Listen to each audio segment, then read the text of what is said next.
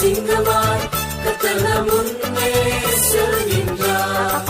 கொடிகள் பறக்கும் கர்த்தரின் சேனையாய் சாத்தானின் கோட்டையை தகர்த்திடும்.